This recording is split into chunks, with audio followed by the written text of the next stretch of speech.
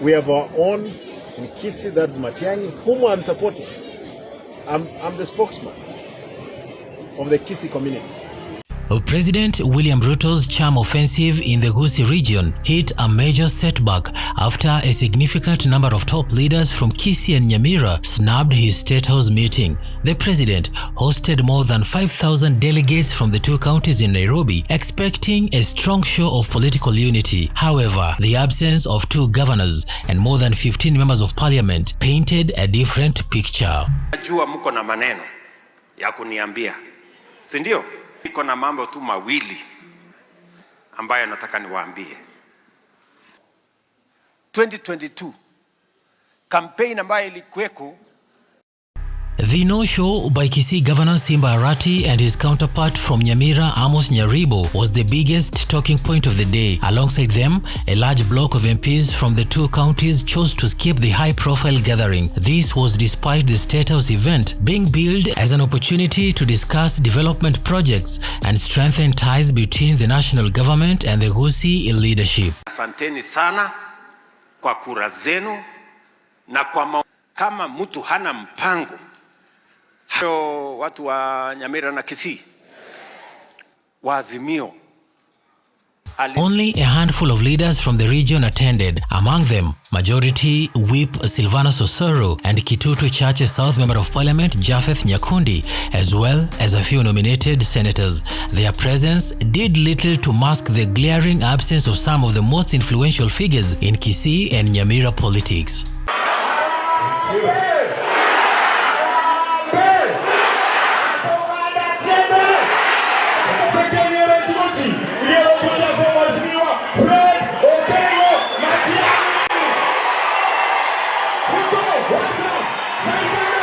For months, the political temperature in the Gusii region has been rising as the battle for influence ahead of the 2027 general election intensifies.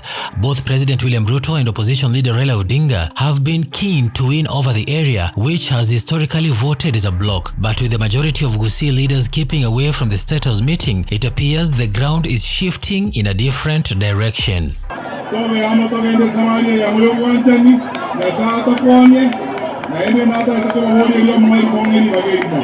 In recent weeks, a growing chorus of voices from Kisii and Nyamira has declared former Interior Cabinet Secretary Fred Matiangi as their preferred candidate for the 2027 election. Local political gatherings, community events, and even church services have increasingly turned into platforms where leaders declare Matiangi as the only choice for the region. Anyone opposing this stand is being branded as an outsider to the community's political agenda.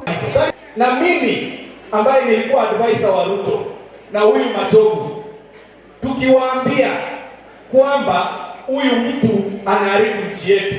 Wewe ukiona crocodile inatoka kwa mto ije kukuambia hippopotamus iko mgonjwa, utaamini ama utaamini?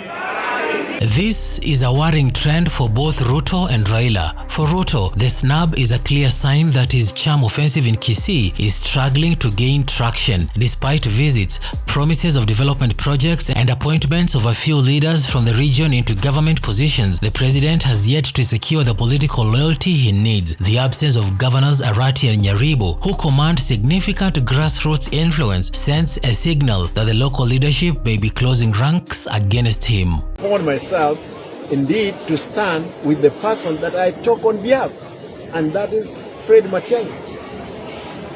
I want to urge our brothers all over the country, let us see the candidate of Matiangi, and I'm calling upon Honorable Kwishaa, if indeed the passion that you have for the change of the country, the only change that we can get it through Matiangi when you are supporting it.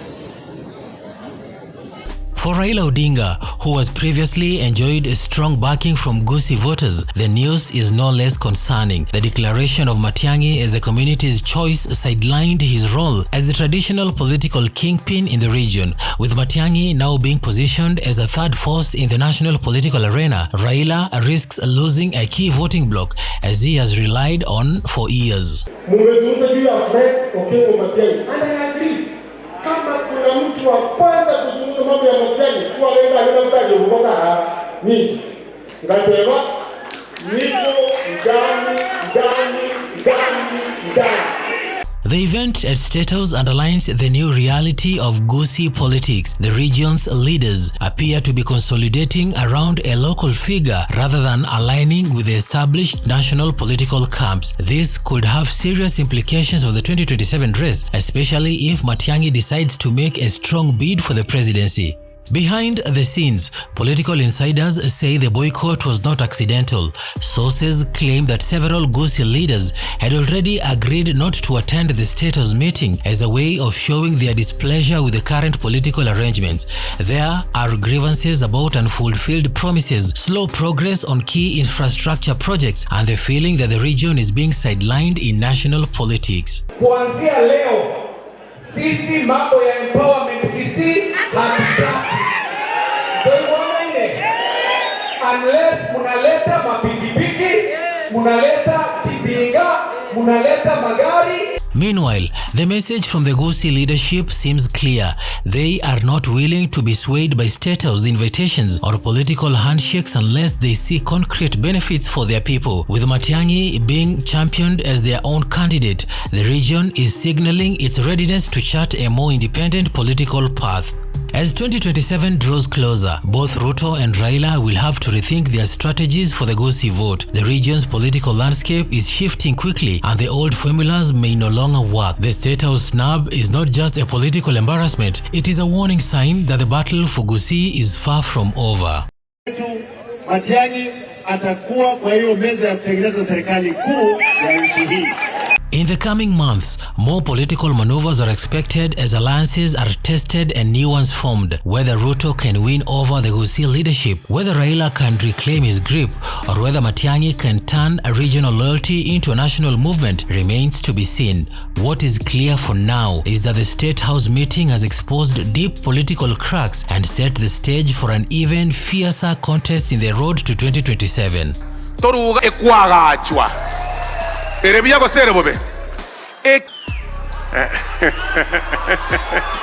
Najua mko na maneno ya kuniambia, si ndio? Niko na mambo tu mawili ambayo nataka niwaambie. 2022 campaign ambayo ilikuweko so mwenye wanza kuendelea za kweka msekemo so wasakura mamoni abanda bozi tobagane lazima tobabanga bagane tobagane tonyali otare sabalemo yobo buigwense ngombe wetinai ekatoda lo mheshimiwa gavana tobadilika kwa Yossi ngalikuwa naimba Fred Okelo Matiangi